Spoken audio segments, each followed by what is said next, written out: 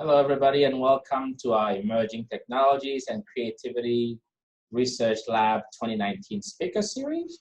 And today we have Dr. Anna Donaldson, who is a past president of AECT. She will be talking to us, and also a past professor at the University of Northern Iowa. She's retired from there, but has been a very active member of our field, whether you call it educational technology or learning design and technology, and have been a past president of ACT, and she's going to be talking to us about the importance of humor in instructional design. So Anna, welcome, and the stage is yours. Thank you. I'm excited to be here. Tutalini and I have spent a lot of time together, it seems like lately, traveling in some far off places. And always for both of us, I think humor is really important. I do a lot of things at an international level, and we'll talk about that a little bit, with humor being sometimes very cultural specific. So let's get started. Let's see if I can do this. Here we go. Okay, and greetings to all of you from Iowa to Oklahoma, and I know there's some other places beyond that, so it's good to see some friendly faces. I'm a retired professor, author, keynote speaker, and canoeist, so a varied world. Okay, today we're going to discuss something extremely serious. Okay, Tutalini, it's not moving forward. So what do I need to do? Go back to PowerPoint. Yeah, I'm in my PowerPoint. Are you guys seeing it? Yeah, we're seeing your screen. Okay, I'll stop share. No, it should be doing it. I don't understand. Okay, let me go back to the PowerPoint itself. There you go. Okay, let's see if this will work. Oh, it did. Great. Okay. I just love it. Okay, we're going to be discussing a very serious topic today. That's humor. So in the academic world, we tend to take ourselves way too seriously. I believe learning should include challenges, but also a bit of fun. As a professor, my office was filled with pink flamingos, since I don't believe anyone can look at flamingos without a smile. My godchild in Bangkok always has called them pink ducks. Okay, as I'm sure you've already talked about, motivation is the key to any learning experience. With them, what's in it for me? Keller's ARCS model is key to any teachable moment. Humor is an effective way to address the first two items, attention and relevance. I'd like to share two examples. Now, did this get anyone's attention? If you promise adult beverages tomorrow, then that day will never arrive.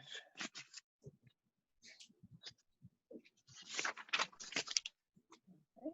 And here's another one of my favorite things. I've been blessed the last few years to do keynote speeches for a Turkish organization. And this is Nasruddin. Nasruddin is a famous character in Turkish literature. The question is he facing the wrong way, or is the donkey facing the wrong way? And here's the modern version of him. And a lot of times I'll start, when I know I've got a predominantly Turkish audience, I will start off giving them a Nasruddin story. I've got a couple here I want to share with you. Okay, Nasruddin's walking along the river one day, beautiful day. He sees someone on the other side of the river, and the guy is yelling for help, help me. And Nasruddin said, well, what's wrong? What can you do? And he goes, I need to get on the other side of the river. And Nasruddin looks at him and says, you're already there.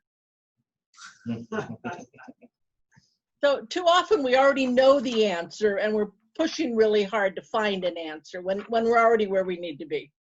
Okay, let's talk about the crow. Nasruddin is having company in for dinner, so his wife sends him off to the butcher in the village.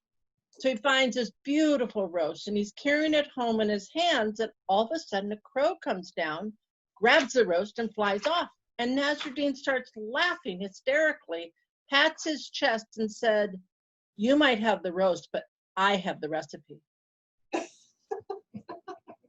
So again, when we talk about instructional design, we have a systematic approach for instructional strategies. So we do have the recipe. And then the last one, this one I find in many different cultures, but he's out on his front lawn one day and he's looking and he's looking and looking and looking. And friends come along and they said, what have you lost? He said, well, I lost my favorite ring. So they all help him and they're looking and they're spending an extreme amount of time trying to find this ring. And finally the person said, well, where did you drop it? And he said, well, I dropped it in the bedroom, but the light's much better here. So a lot of times we ignore reality for unrealistic vision. So again, these are some examples. Now, every individual has their own style. How do you learn? What approaches? How do you find value? You know, each of us answers these questions in our own unique way. We talk about the glass half full or half empty, or maybe we just need a bigger glass. Okay, there's lots of research done, and I've got references in the back to give you some ideas. But there's a lot of research done about how humor does help in an instructional setting. It is universal. It does lessen anxiety and stress, self-esteem, motivation, discernment of life, and boost class performance. It really does make a difference. I had a student one time, we had done some activity and we were doing a midterm, and she was really upset because she couldn't remember the answer to one of the questions. And then all of a sudden in her mind, she thought of the fun activity we had done in class, and that triggered her memory. So works differently for different people, but it is very effective. Also, we know about brain-based learning. Okay, it does how we learn, how we interact with each other. Interesting diagram on how humor benefits learning. This is some of those things. Again, like I had said, it helps learning stick. It attracts, sustains students' interest. If you can get them laughing, they're usually paying attention. Human connections, establishes bonds, and decreases level of stress hormones. And again, it increases memory, which is what we're trying to do anyway at all times. I have some lessons learned I wanted to share with you because I do find myself in many international settings. Well, I was at a Turkish conference, and the name of my presentation was about nailing Jell-O to a tree, which is a favorite saying of one of my dear friends about how trying to do something difficult. So if you take a glob of Jell-O and try to nail it, you know it doesn't work. Well, this is one resolution, just keep it in the box. But before I started my presentation, I went out to the outside area and I asked about Jell-O in the Turkish community. They don't have Jell-O in Turkey. So, you know, and then I found myself, I think I was either Taiwan or I forget where I was, but I was in another international setting. And again, they didn't have Jell-O. So you have to make sure who your user is, who your audience is, to make sure that the humor really does match what their needs are. Culturally appropriate. What do you think of when you think of an owl? In our culture, we think of the idea of someone that's wise and really learned and all of that. In a lot of our Native American cultures within the United States, I believe, especially with the Navajo tribe, an owl is the sign of death because the owl comes at night and is totally silent. So be careful when you start using metaphors, images, those kind of things to make sure that your audience understands. There's also different types of humor. I have extremely dry sense of humor. So I will say something which I mean to be humorous, but I do it with a very straight face. What I've learned when I'm doing it with international students, especially in an online environment, which I spend a lot of time in, then what I have to do is I always have to put the icon of the little happy face. Because if I don't, I found many, many times I've had my students have misunderstood my intent and taken it personally. So you have to be very careful. Humor also helps with classroom ambiance. It helps relax students, make sure that it's okay to take risk. And this is really critical face-to-face, but even more so online, when you need to have that feeling where things are okay. It's always important to have a safe setting. The Pink Flamingo Lounge is something I have always done in any of my, especially my online classes, but I've done it in face-to-face also. Pink Flamingo Lounge is an area for students just to share, with the understanding I will never enter that area. So students sometimes need to just kind of vent and do whatever they need to do without the instructor. So again, it's a feeling of freedom knowing that they have some safe places. Also, sometimes with using humor, you're taking a risk that you will have problems where people misunderstand or that kind of thing. So it's important you have a safety net to let students know it's okay. Again, the idea of visual cues, you're missing that online, so how do you get around that? And also avoiding stereotypes. Be very, very careful with humor. I have gotten so tired of blonde jokes or Polish jokes in my past. And what I've done is I've taken that joke, and if it's an accountant I'm talking to, then I use the term for accountants. Or I use whatever profession or how they identify themselves. And all of a sudden, it's amazing it's not as funny for them. So, making sure people understand what is appropriate. Also, the idea of activity-driven engagement, which I think is key. When I talked about brain-based learning earlier, we know two things about brain-based learning. You can either pay attention, which you all are doing very well now that I can tell, or you can make meaning. And the critical thing to learn is to make meaning. So here's some things that I have used that I think are fun, collaborative activities, again, that include a sense of fun. And these are all from Continuing to Engage the Online Learner by Conrad and Donaldson. So, which is about creating collaborative groups through activities. Okay, one of the things that I love doing, and I would do this if I was in a classroom right now with you, is I would have you take an object. I carry all these weird things with me, including my clown nose, but take these objects, pick one that describes who you are, and then ask that person to share why they picked that. I've included a candle because I like the idea of lighting the way for my students. I think it's a good image. It certainly resonates with me. But I don't light that candle. My students have to light their own candle, if you know what I mean. I'll provide the light, but they have to be responsible for that portion of it. Is there a movie of your life? I do pretty good with movies. You can also do this with a song of your life. You guys keep picking songs I've never heard of, so it works really well. If you're teaching something in a classroom and it's really critical concepts you're trying to get away, understand, then, we talk about the 60-second elevator talk.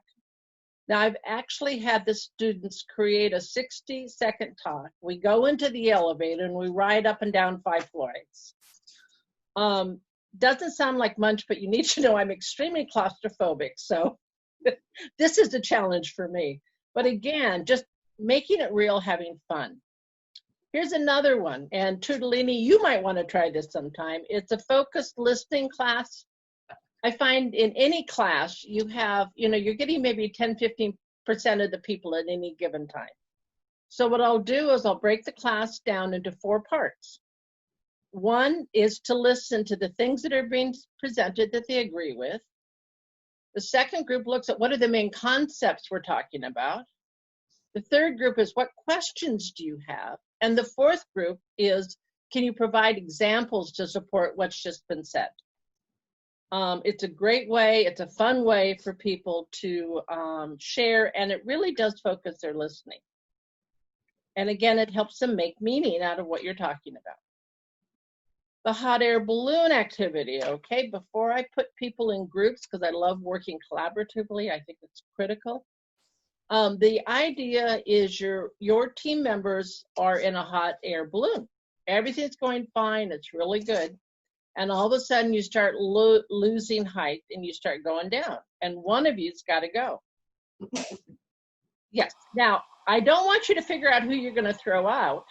I want you to tell me why it is critical that you stay on that team. What are you bringing to that team?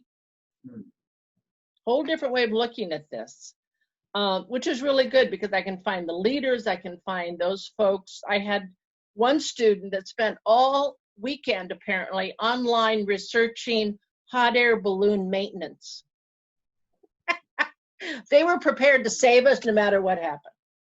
So again, that's another way of looking at it. The wine and cheese party, I don't know about you guys, but here in Iowa, by about February, the end of February, everyone's tired of winter, they're tired of the time, whatever. So either at home or in class, however we're setting this up, everybody brings in cheese and crackers, whatever, and we give them 15 minutes to whine. I don't like this isn't working, I'm tired of the cold, and then you go on, because you have to just let that go. So that's been really appropriate. Group role play, okay. I have done this, had fun with this with a class. I taught learning theories. And we had the constructivist, we had the behaviorist, and we had the situated cognition group. So we came in for the big night when we did the final debate. And the groups came in costume. Oh my goodness. The behaviorists dressed as lab technicians with white coat, and one of the people brought in 2 white rats and turned them loose in class. Thank you very much. The situated cognition folks came in as amoebas with these incredible headgear and all this, gossamer stuff around them. So they were amoebas. And so the constructivists came in as hippies. And it happened to be, and it was so much fun. And it happened to be the one of the people's in the behaviorist, it was their birthday night. So somebody had brought in a cake and had the cake say, "I drool for Pavlov."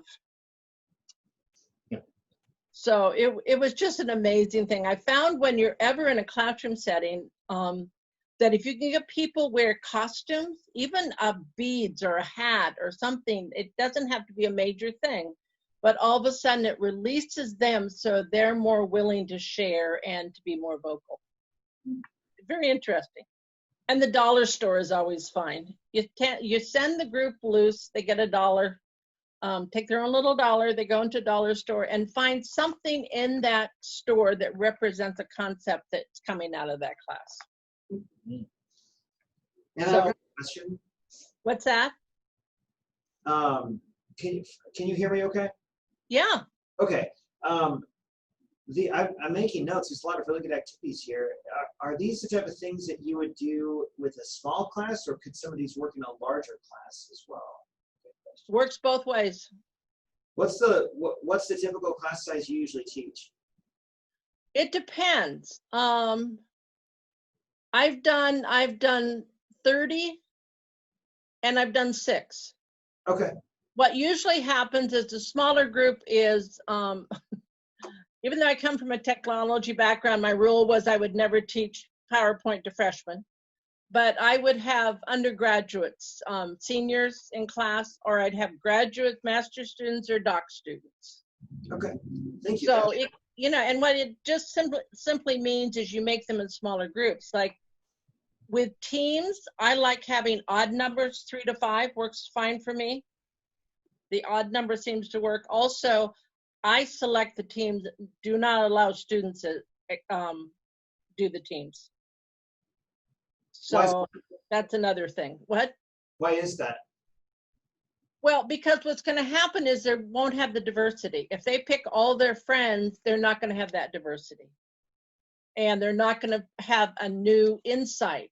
I work a lot with non-traditional students, and they bring life experiences that are so rich and they have so much to share. And I don't want to put, everybody that went to Cancun for spring break together. Are you with me? Oh, yeah. I want that diversity. I want that sharing. Also, the reason for odd numbers I've learned over the years is if you have even numbers, people gang up on each other. But odd numbers, it doesn't work as easily. That's just my own experience, so. Okay? Yeah, thank you. Okay. Now, what I want to talk also about, again, because what we're talking about is humor, but in the sense of having classes that kind of look at learning in a different way. It's more of an attitude, the idea of finding some joy. Again, we take ourselves so seriously. What are some fun things to do, different ways of doing things? Are you guys familiar with the term flipping the classroom? Yes. Okay, we're going to show you the difference, and I'm going to give you an example. Okay, this is what is the tradition. We're going to teach the ADDIE model, which I think a lot of you may be familiar with, hopefully. This is the usual approach, I say, where what I call education through regurgitation. This is where you ask students to read something you will provide in the PowerPoint in class and then test them. Read, repeat, recall. And again, the object here is to learn the ADDIE model. Okay, let's look at a flipped classroom example. Okay, now prior to coming to class, you have them read a chapter, you have them read articles. I'm going to share my how to get a date with you. There might be a podcast, there might be online discussion. All of that's ready to go. You with me? So that's before they ever walk in the class. So they've got the basic knowledge. Now, let me share this video. Let's hope it works. We'll see how the technology works. This was done by David Merrill's students many years ago in Hawaii, and I love sharing this. I think this is so much fun. So, and I do want to warn you, there's going to be a test at the end of this, so you might want to pay attention. So let's get this going. Takes a few minutes. Here we go.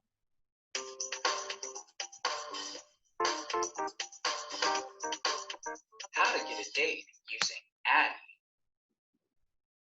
ADDIE is the most common and traditional method of designing new processes of teaching and instructing. It is a five-step process that instructional designers use to analyze, design, develop, implement, and evaluate new ideas to make a learning process more smooth and productive.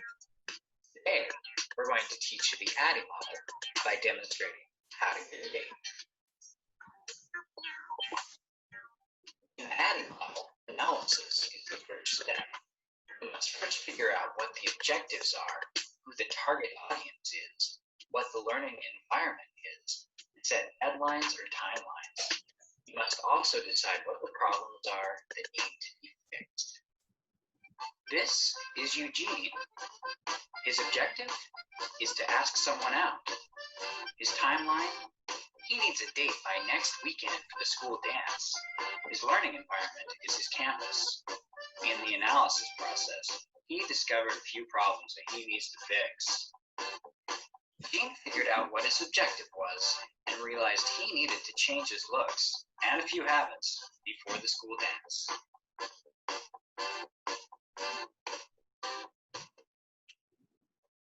Design is the second step of the ADDIE model.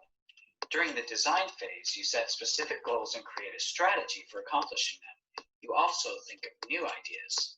With the help of a friend, Eugene is figuring out a strategy and trying out new ideas.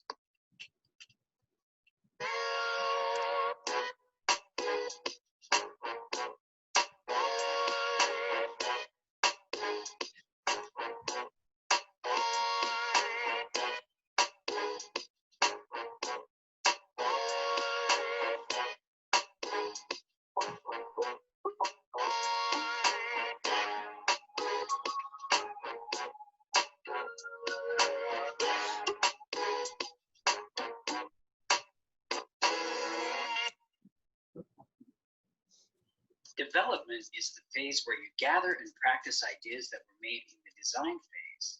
It is also the phase where you assemble everything. With the help of Eugene's friend, he is developing and practicing a new look.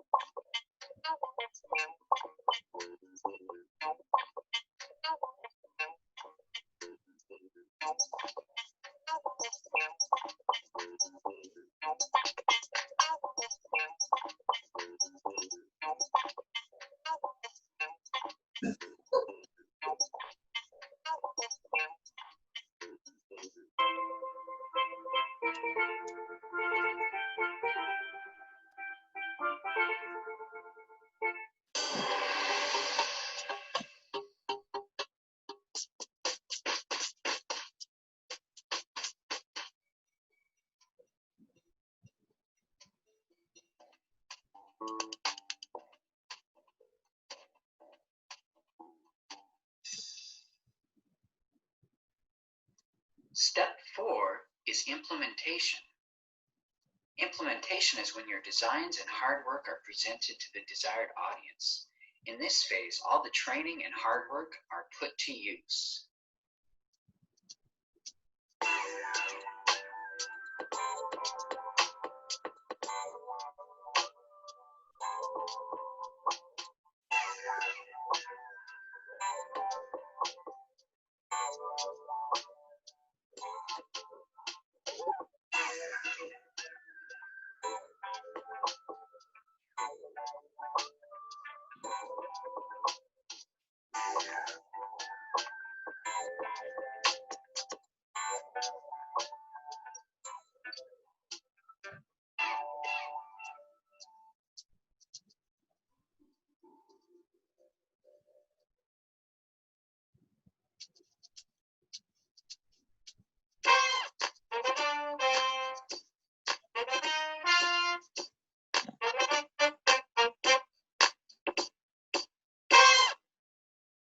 In the final phase, you provide opportunities for feedback from the users. Revisions are made if necessary.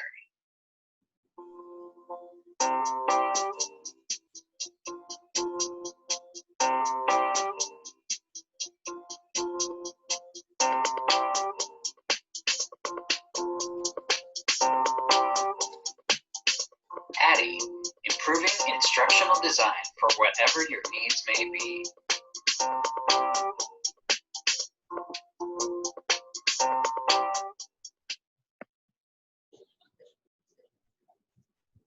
Okay, let's see who was paying attention. Okay, volunteers, what does each letter in ADDIE stand for? Andrea? I bet she's muted. Okay, these are the questions. What does each letter in ADDIE stand for, and how did the boy meet the girl? And there's a bonus question: when they met, what object did they have in common? Now, these are the things that the student needs to know, the first two especially, but the first, when you come into class after being assigned all of this work outside of class, you need to be prepared to actively apply that information through activities within that course. Now, what you need to do, what I've done, which I love, is tell the students that if there will be a quiz on that material prior to the class.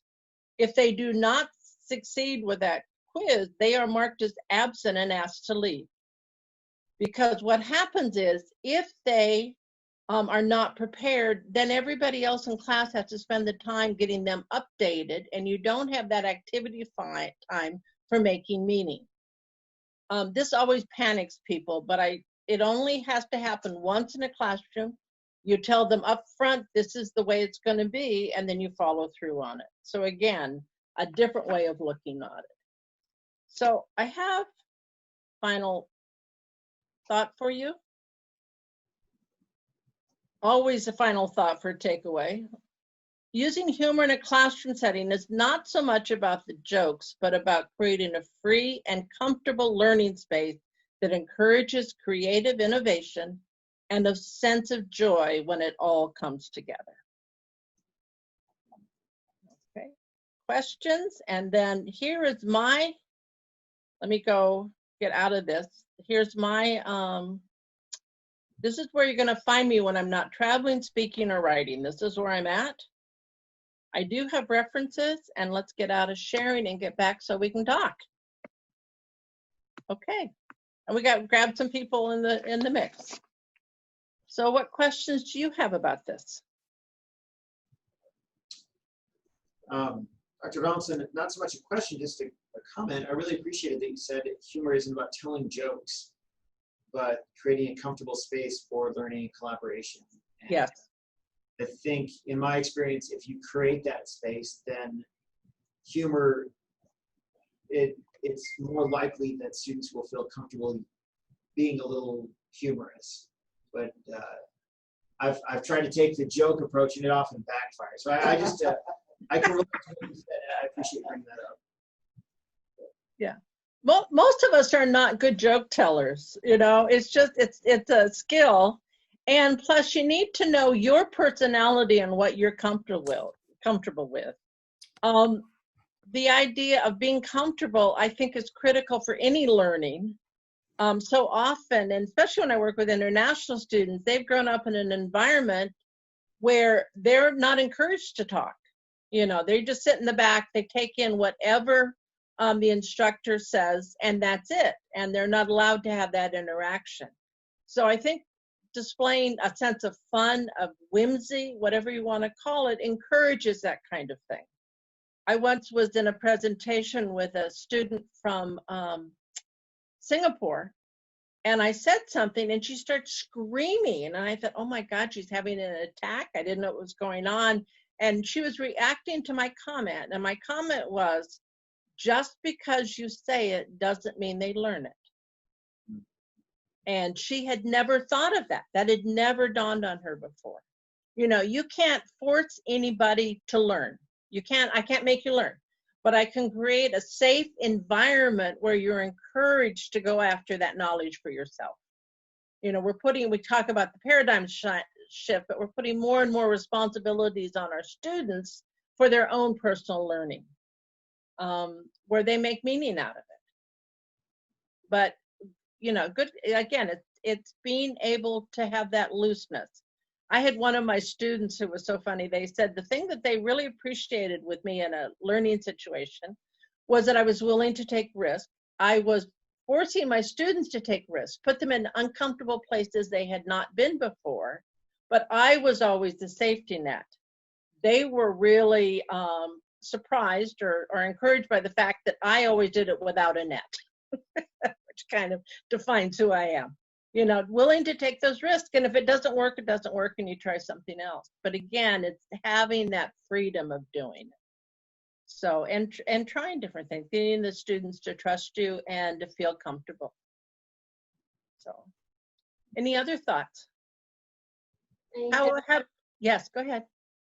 So, yes, I really like the idea of teaching strategies that we can apply in the classroom. But for online learning, like how can apply in our online teaching? Are you asking about using humor in online learning? Yes. Yes, how can we do that? Because like for the class, I use inspirational message like in the beginning. Yeah. I'm wondering like how can I use humor? Okay, here's the book. Continuing to Engage the Online Learner, Conrad and Donaldson. But those activities I gave you were originally written for online, that you can use them in a regular classroom also. But again, it's setting that tone, having fun. One of the things that you can do when you're an online instructor is to do a very simple video at the very beginning saying, this is what, you know, this is my cat, this, you know, sitting on my lap as I'm on my computer. This is where I work. This is the view out my window. Those kind of things. So they have a feeling of who you are, that you're not just a face with words that are evaluating how well they're doing. You know, that you're a person, that you're invested in this, and that you're really energized about the learning process. And that can come across, it really can. I like online, I really appreciate collaborative, but the book is all about forming collaborative groups through fun activities. So, you know, again, like I said before, we take ourselves too seriously. To me, learning should be challenging, but it should have an element of fun. And I always would tell students, I said, if you're not comfortable, that means you're learning. And they'd say, oh, are we learning? You know, because if you're comfortable with something you're learning, that means that you already agree with that. You know, that you're not having to give up some previous ideas. Another thing I say is one of the worst things we can do is teach a student something they already know. We're wasting their time. So trying to reach the student where they are and moving forward. Somebody had talked earlier, I don't see her now, but the art teacher, is she still with us? Right here. Right Oh, here. there she is in the back. Okay, I forget we've got all these audiences going. Okay, one of the things I do also is because a lot of times in a class, and all of our classes now are supported with technology, I think, pretty much clear. But the first day, like if it's an online class that isn't used to that, I always have them meet the first and last day face-to-face if possible. what I'll do the first day is I'll have people line up in their level of comfort with technology. The person that doesn't know where the on button is the first one. And the one that feels they could teach the class is at the other end. And then everyone has to have a unique spot along that line. Then what I do is I take the line and I circle around. So the 10 and the 1 are together, the 9 and the 2 are together. You with me? So they go that way. Then what I require students to do is to ask each other if they have a question around technology. So if they come to me and said, well, I can't get this to work, how does this work? And I said, what did your partner tell you? What did you find out? What did you share? What I find repeatedly, which is very, very empowering for the 1s, 2s, and 3s, a lot of times they have the answers where the 10s, 9s, and 8s don't, because the 1, 2s, 3s go back and read the directions. They do the research. So they're teaching the, the 10, 9, and 8 things they didn't know. And then I always make sure if I have someone in class, say we're doing video project, I make sure that I have someone that has the least experience with video being the one that actually is running the video. And then they have someone there as a resource to help them if they have questions. But again, trying to get people out of their comfort areas. Too often if we're just sitting there, we're not learning anything. True. Does that help? Yes, yes. I know it was a tangent, I'm sorry. I tend to walk around, so. Okay, other thoughts? For online classes, if you're using slides, like having nice graphics like you did, that indicates, I think, can indicate humor, and people obviously can see that you put effort into it, and you're not just slapping up a bunch of stuff on there and just saying, here you go. So that I think those well done presentations can be very helpful. Yeah, and if you're like me, I'm a visual learner. I learn through visuals more than words. I think that's really important. I do need to tell you, all of those images are off of Google Images. So they're available for folks to use. I make sure that we have that. A lot of times I'll take pictures of my own and use them also, so there isn't a problem with copyright. But it's true, I think visuals are key with this, as far as getting the idea across, because it says so much more than our words will say. And again, you'll remember the visuals where you may not remember the text. I think that's true. Also, just share a little bit, because I do some gender work studies. And the idea that a lot of times if you have a page of text and a page with graphics and pictures, normally, and now this is not absolute, but in the majority of cases, women will go toward the pictures and the graphics first, and guys go to the text first. So just kind of interesting. So again, don't assume. Also share that one of the last things that comes across a lot of times in culture is humor. We had an instructor at, when I was a doc student, who insisted that that Asian people did not have a sense of humor. Well, I'm sorry. I have a lot of Asian friends, and their humor is very different than ours.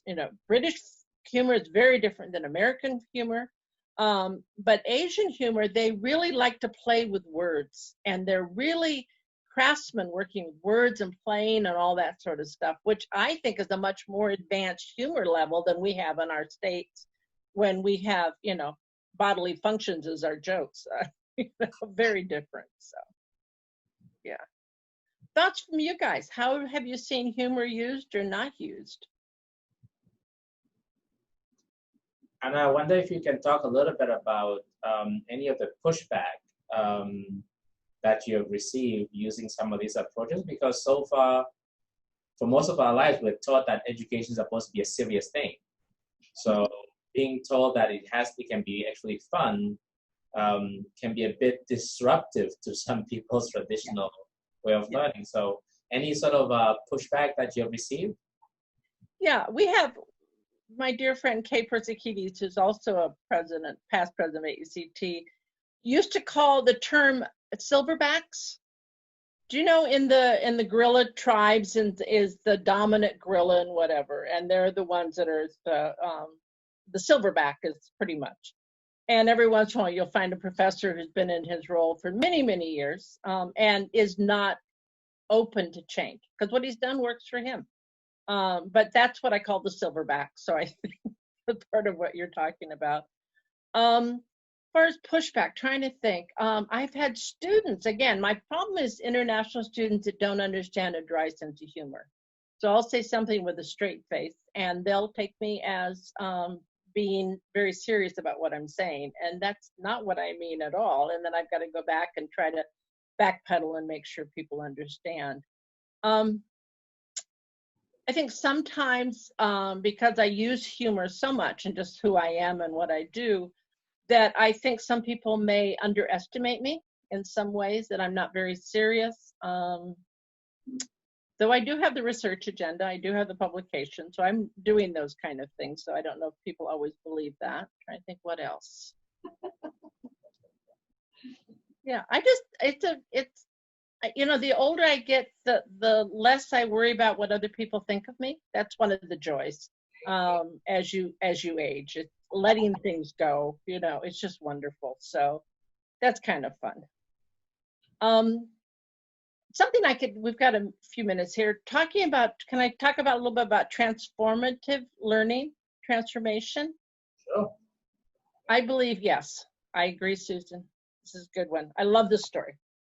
So I'm in Seoul, Korea with John Keller and David Jonathan. And it was just an amazing experience, to put it mildly. So I'm on the bus going to some tour they're taking us on with David Jonathan, and I'm talking about transformative learning. And he said, there is no such thing, doesn't exist. And I looked at him and I said, well, let me give you an example. So at one time I taught a class on creative problem solving that was encouraged by Brad Hokanson, another past ACP president, but Brad had taught the class for years, and so I started teaching it. And what you do is you ask students to do things, again, out of their comfort level, to get them, they're the high-end honor students coming in as freshmen. So you're asking them to do things they've never done before. So one of the first things we did, we had them wear something you wouldn't normally wear. So, you know, you get the people dressed up as cabbages and saran wrap and foil and all these crazy stuff. Well, we had one of our students showed up and she had Bermuda shorts on. November in you know, Iowa with snow on the ground. She's in Bermuda. So she got in front of the class and she said, this might not be much, seemed like much to you, but she said, I'm so embarrassed about my body. She said, I haven't worn shorts since I was in the, you know, 4th grade. In fact, I had to go home to my mother and have my mother, you know, lend me a pair of her shorts, Bermudas, because I don't even own them.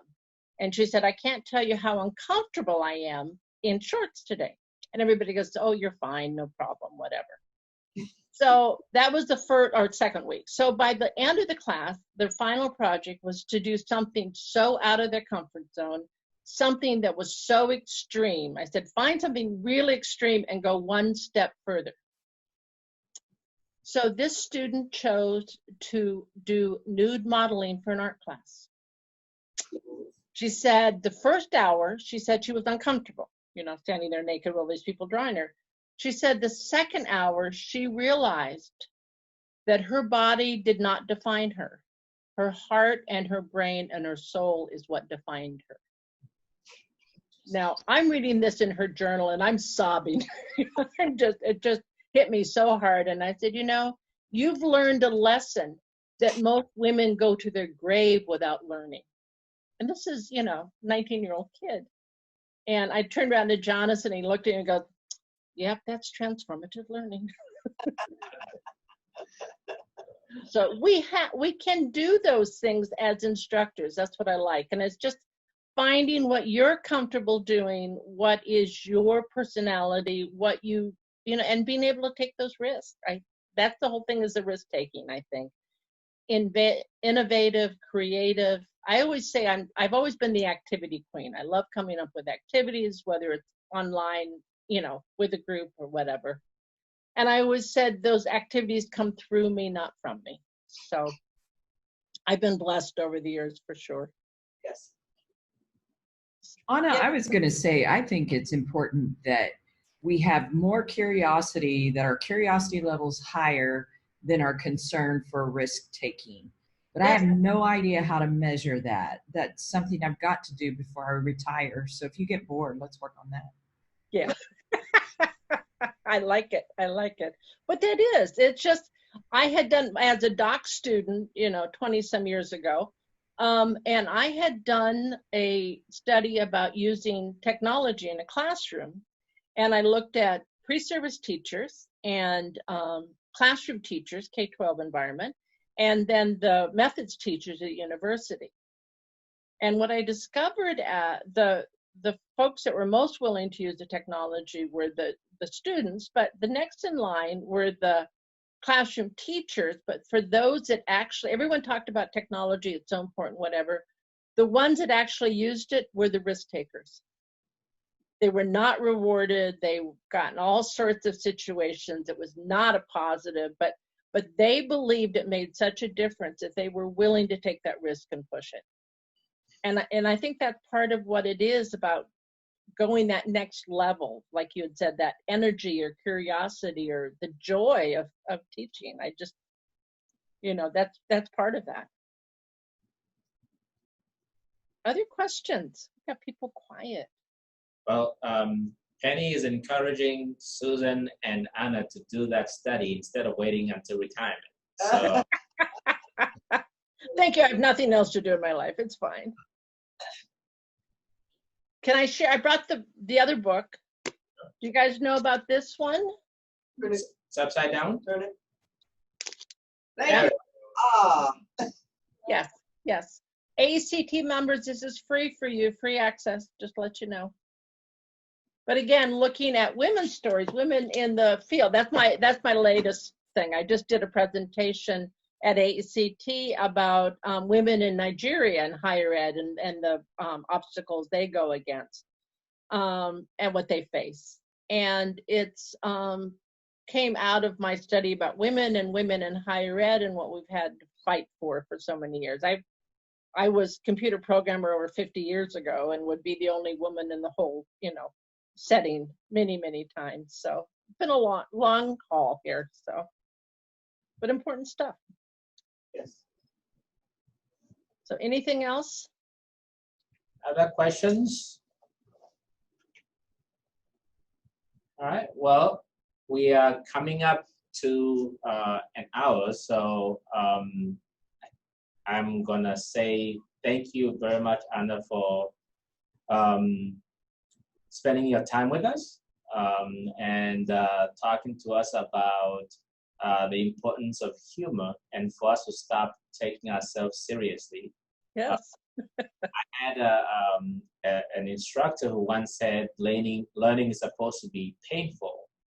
And I think what she was saying is that, you should go through this sort of mental processes where you change your mind. Yeah. It can be a difficult process.